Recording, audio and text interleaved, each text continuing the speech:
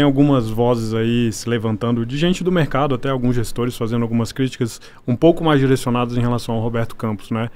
O quanto que ele tem contribuído para esses ruídos, né? A gente sabe ali que o Lula, desde sempre, tem essas falas ali, mas... Tudo bem que aquele encontro dele com o Tarcísio foi uma notícia que saiu na mídia, a gente nem sabe o que é de fato e tal, mas algumas pessoas acham que esse momento de transição ele também tem contribuído para isso daí. Vocês acham que essa transição está sendo um pouco ruidosa também por ele também, ou não? Acha que está ficando mais por conta ali do que o governo realmente não está fazendo, né, na verdade? Não, acho que é um exemplo, essa transição ela é um exemplo de você cozinhar e comer ao mesmo tempo, né? Porque não tem um benchmark internacional de transição de Banco Central independente, porque as regras são diferentes ou são implícitas, não são escritas, enfim. O Banco Central americano, por exemplo, como é que ele funciona, né? Tem diversos bancos centrais regionais, você tem o presidente americano critica, às vezes, o Banco Central americano, ele se abstém de qualquer tipo de comentário de fiscal. Você não tem muito que uma regra escrita nos Estados Unidos do que pode e o que não pode, né? Em outros lugares você já tem regras mais detalhadas de como que é feita essa transição. É a nossa primeira experiência, né? Então, assim, acho que provavelmente o próprio Roberto deve estar olhando para a experiência internacional, né? Dado que ele está nesses fóruns, né? Teve hoje com o Powell e com a Lagarde lá no evento do ECB, então ele tem acesso a essas experiências internacionais, talvez esteja tentando replicar um pedaço disso daqui, mas com um ambiente de emergente, um ambiente, né, político. Acho que aí tem uma questão de erros e acertos, né? Então acho que, em geral, o Roberto fez um baita trabalho, né, ao longo do mandato dele inteiro. Ele vem sinalizando que ele quer fazer uma transição suave, tranquila, né, planejada, como foi a entrada dele. Mas, de novo, quando você olha, por exemplo, o discurso do Powell hoje lá no evento do ECB, ele não quis comentar nada sobre a eleição americana, né? A repórter perguntou para ele, mas e a proposta do Trump? Mas e o resultado da eleição? Mas e se o fiscal for frouxo? E ele, não vou emitir opinião sobre nada, não quero falar sobre nada. Aqui a postura já é um pouco diferente, né?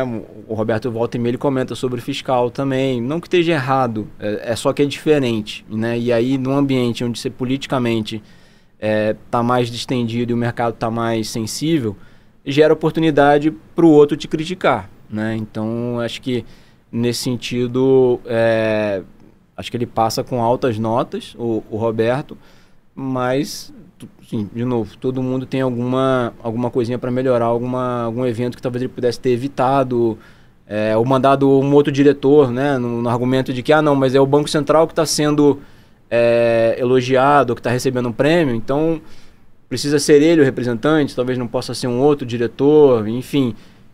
Mas, por exemplo, o Galípolo também teve num jantar no aniversário de um diretor do PT recentemente. Acho que também isso também deveria ser evitado de ambas as partes, né, nesse sentido. Então, acho que é uma transição que a gente está aprendendo,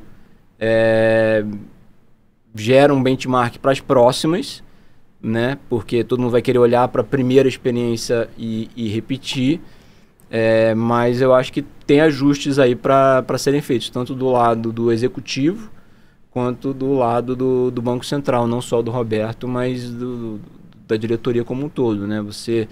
num ano, né, de transição, na primeira transição, talvez você ficar um pouco mais comedido fosse mais sensato. Mas, enfim, acho que aí tem o julgamento dele também, pessoal, do que pode, o que não pode, o que ele vê como é o caminho correto, né, para criar esse benchmark, as experiências que ele está vendo internacionais, enfim.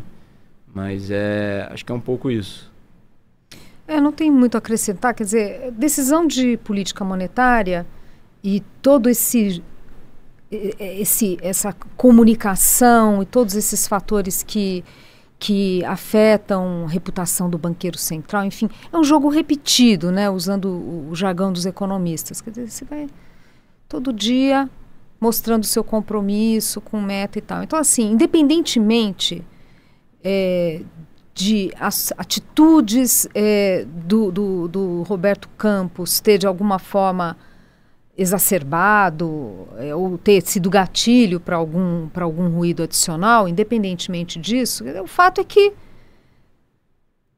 ele tem ali um Banco Central para tocar, né, e trazer a maior normalidade possível. Ele tem essa oportunidade, eu estou vendo esse esforço. Então, assim, eu concordo que nessa novidade de autonomia de Banco Central e nesse momento de transição, quanto menos ruído ele produzir, melhor. Mas, de novo, é um jogo repetido. Assim, ele reafirmar o trabalho do Banco Central, o bom trabalho do Banco Central, isso se dissipa. Por isso que a bola está muito mais com o governo, né? Então, vamos pegar, por exemplo, no caso da reunião, né, que teve a divisão dos membros. Aprenderam rapidinho. Na reunião seguinte, voltou todo mundo junto para parar, acabou. Não teve discussão, porque o guidance, não, parou e acabou. E aprenderam rápido. Então, assim, o que eu quero dizer é que é uma coisa menor. Isso é uma coisa menor. O Banco Central mostra que tem condições de navegar esse período, né?